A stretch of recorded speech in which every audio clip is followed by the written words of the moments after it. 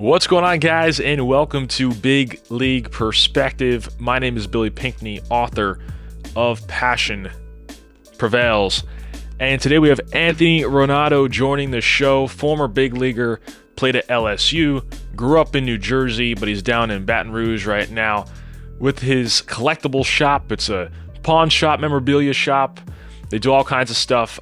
Entrepreneur right now, and it's exciting to see what he's been doing. And obviously we talk a lot about the perspective, the mindset you need in order to play at the highest level, to take the lessons you learned in your career and transfer it into your personal life, into your life post-playing career, because everyone stops playing at some point. We don't know when that will be. Sometimes we have a better idea of, okay, I'll be retiring in a year, or sometimes it happens quite quickly and we really didn't see it coming. So he's somebody who decided to retire on his own terms and go ahead and start up his own business and his own show as well. So we're excited to dive right into this one and talk a little bit about the mind and what it took to play at the big league level and then ultimately transfer those skills into the next phase of his career. We are now joined by Anthony Ranaudo, former big league pitcher. Been doing a lot of stuff outside the game right now. Went to LSU. Man, I appreciate you coming on. Absolutely. Yeah. Thank you for having me. Definitely got a lot of stuff going on, but yeah, no, I'm happy to be here. Happy to join you. Thanks for asking me to be on for sure. Definitely. Well, the name of the show is Big League Perspective, and obviously so much has to go into the game on the mental side. And that's what we really try to focus on is what kind of perspective you need, the outlook that you need to have in order to play at the highest level, compete there, and then be the best person you can be outside of your sport. So for you, man, you know, playing high school baseball here in Jersey and then ultimately playing at LSU, later playing the big leagues and doing other things, how would you say your perspective and outlook has evolved throughout the years of playing baseball and then ultimately creating a career outside of it? Yeah, I think I have a unique perspective too, just because, obviously I was fortunate enough to go from New Jersey down to Louisiana and play here at LSU. I had a great career in the sense of, we won the national championship, was part of a national championship team, which made, life down here just a lot easier, I guess you could say. Like, not in the sense of easier, but just better of the way you connect with the fans and the community and everything, right? So I was fortunate enough to get drafted and then went and played pro ball for 7-8 years. Still stayed in the community down here just because of those ties, in the national championship and the way that people love LSU sports. LSU sports is such a great brand right now. There's so many great athletes and things like that. So I was fortunate enough to stay around and stick around here and do that kind of stuff. And then when I was done playing baseball, I was able to, start a few businesses. I had invested in a few businesses along the way. So it was just an easy transition for me. And then, again, I have a unique perspective because I think I stopped playing a lot earlier than people anticipated, people were expecting. And I think, I was ready for that next venture in my life or that next chapter in my life. So I think I have a lot of perspective just from that, and the things that baseball taught me and retiring at 28 and then kind of having my whole life in front of me. Baseball taught me a lot for sure. I think the key too is to know when you're done. Like no one else is telling you, hey, you're done. You know yourself. Maybe I can keep going, but there are other things that I want to tackle, other opportunities that I want to take advantage of. Was that how you felt? Yeah, exactly. I was kind of burnt out, man. I was, I'm blessed to be 6'7", but at the same time, it was a little bit of a curse. There was, I battled a lot of injuries. It was just something that wasn't really in the cards for me to stay healthy, throughout my career. So I was pretty frustrated with, every other season basically having some sort of injury or something or setback. And I felt like I never really strung a couple of good years together type thing. And so just doing the up and down, AAA major leagues, I went over to Korea for a year, doing all that stuff. I was just a little burnt out. I love the game, but once I got traded and everything and I kind of saw a different perspective, as far as the game being a business, it kind of took the love and joy out of it for me. So by 28, I was, I had bounced around, been with 3 different teams in the last 3 years, went to Korea, had another injury where I took a line drive off my hand. And I was like, you know what? I'm kind of ready to start this next venture, next, version of my life. And I always thought that I'd be able to come back if I wanted to, like I was young enough. and that kind of stuff. So I've just been really happy. I enjoy my day to day nowadays. Not that I didn't when I played ball, but I just, I feel a lot more relaxed, a lot more comfortable in where I'm at. So I was kind of, baseball was very good to me. It was very fortunate. It allowed me to do things that, a lot of other people don't get the opportunity to do. And then financially, offered me an opportunity to be able to do things in my next phase of my life for sure. Yeah, you mentioned the injuries too, and obviously that can put a mental toll on some guys if they have recurring injuries, and just going through one can be something that's really difficult for a lot of players, especially if they never have gone through anything else before, if they're younger. How would you describe that process of trying to battle through injuries, try to stay positive as best as you can? Yeah, it was just it was a mindset thing. It felt like a setback, but I think I was, fortunate enough to have some good coaching and some good people around me. I was in the Red Sox organization to start, so but I guess my injuries even started at LSU, and I had a good, advisor agency group with the Boris Corporation, and just there was just a lot of experience with people there that were able to shed some light on a perspective where every injury is kind of an opportunity to learn. It's just like another thing of failure that our game teaches us and things like that, where failure is not fatal. It's just an opportunity to learn and grow, and that's the way I kind of approach my injuries. Right, there was a reason that the injuries were happening, so instead of dwelling or being negative about why the injuries happened, I would say, okay, let's learn why they happened. Let's figure it out. Let's take the steps to get better and cure that so it doesn't happen again in the future. So, I tried to take a growth mindset and an approach to each injury. It was just frustrating because it was like one time I would have one fix that one, another one would come, and it just kept kind of happening. So that was the frustrating part, was the consistency of it. And after a while, I was just like, you know what, the grass might be greener on the other side. Part of this too are sacrifices. Like, in order to be the best of the best and play at the highest level, and even in business too, you're gonna have to make sacrifices and do things a little bit differently than others, and make tough decisions. What would you say were some of the tough decisions and sacrifices you had to make throughout your career, whether it was during your college days or entering pro ball? Some of those decisions probably weren't easy. Yeah, I think the hardest part was family and friends. I remember being a sophomore when we won the national championship, and my best friend had his wedding. He was in the Marines, and so he was getting married, and I think that was the first time that he couldn't really understand. He was like, "Are you really just going to stay at the College World? You're not even pitching today, like." And I was like, "Al, I can't just leave, like, like I'm here with my team, like."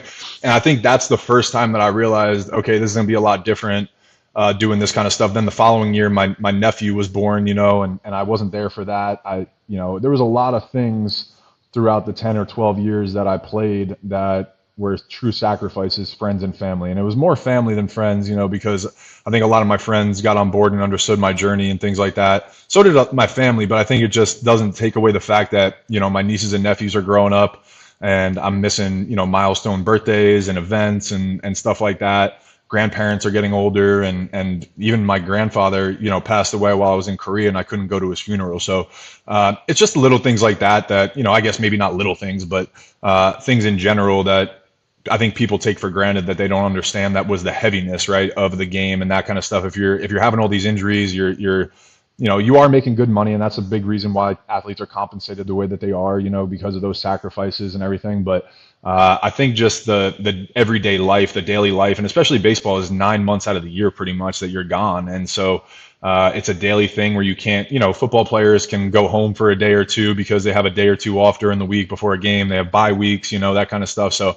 baseball, that is everyday grind. You have one all-star break where you get maybe 2 to 4 days off, something like that. So it was a true 9 month grind away from family and friends, and your house, your dog, all these little things that matter in everyday life. So I think those were the biggest things. And then just like the lifestyle that you live, right? You're just a different level of citizen in a way that you have to the way that you have to conduct yourself. And I'm saying like little things like you can't go skiing, you're not supposed to go on roller coasters, you're not supposed to do some of the things that people take for granted. I think that are like a vacation, fun things. I know a lot of athletes do it, and don't get me wrong, I had my version of it too, but you're still kind of cognizant in the background of your mind and from truly enjoying certain things. So I think that was the perspective that I had when I was out of the game. I was like, oh, I can do this, I can do that. Like, it was just kind of a different mindset that you had after the game for sure. For the young players out there who might be interested in pursuing a career professionally, would you say that the sacrifices like that and missing events is one of the bigger ones that you have to make, or are there other things that you would tell your younger self about playing the sport for a career? Yeah, it's interesting because I don't think I would have done anything different, and I would encourage all young players to go after these dreams, right? Because even at 28 years old, even if I was still playing right now, 34 is really young, and I think we forget that when you're in the middle of the game, and and people are pushing you to get to the big leagues. I remember, thinking and stressing that I wasn't in the big leagues at 22 and 23 years old, and here I am at 34, feeling like, oh, I should still be playing, and it feels like an eternity ago that I was 22. So I think we lose perspective, and I really appreciate that your show is called Big League Perspective, because I think that's the biggest thing that I've gained, and the knowledge that I've gained since I've been out is the perspective of time. And so if I was encouraging, I would say go for it, like go and chase your dreams for as long as you can and that kind of stuff, because life is really long, and you're actually going to be a non-baseball player longer than you'll ever be a baseball player, even the most successful careers, as long as you're healthy and you have a good life and that kind of stuff. For the most part, you're going to spend most of your life not a baseball player. But I think, again, while we're young and when we're in the middle of it, we lose that perspective for sure. Was that tough with the identity of being a baseball player? Did you have trouble separating that from that's who I am and that's what I do? Did they kind of lump together at times? Yeah, and I think one of my things that I work not work with, but I talk to a lot of players that are kind of transitioning out of the game, right? Because I've done entrepreneurship, I've done things on my own, and I think one of the first things that you really have to battle with is that identity, right? You've been that person or that player for your whole life. For me, it was 28 years, or I guess I started playing when I was 5. So 23 years, you're just like, you're an athlete, you're a baseball player. I wanted to play shortstop for the Yankees when I was 6 years old, So I think having that mindset your whole life is a true identity switch. So I think kind of understanding that, again, life is really long and there's a lot of stuff outside of baseball. So the world's a lot different now. So I think younger players are doing a better job of diversifying themselves while they're playing, But when I was playing, it was really like just focus on baseball. All that other stuff will be there when you're done, So it was kind of a hard transition afterwards because you're just wondering, what do I do next? What am I good at? Because I haven't tried anything right. I haven't failed at anything else. I haven't even attempted anything else. So I think that's the heavy part for a lot of the guys and girls that are transitioning out of sports, and especially baseball, because like I said, it's such a long grind. It's such a sacrifice. You're in the minor leagues for so long. And it's just your identity as a whole. So I work with a lot of people, but I truly do believe that the perspective that I gained after the game was one of the most eye-opening, enlightening things that I could have experienced, right? I think, in a way that sounds kind of corny, arrogant, maybe like cheesy, but I thought people liked me and were attracted to me because I was just a baseball player. But once I realized that I was outside of the game and people actually still liked me and still wanted to get to know me and still be around me and stuff like that, I was like, oh, wow. So it isn't just the baseball player thing, right? So if you can kind of flip that perspective and understand like you're a human being first, and there's a personality behind that, there's an energy behind that, there's a identity that is foundational to who you are. I think that's kind of the first thing that I try to talk to athletes about for, transitioning out of the game. Definitely.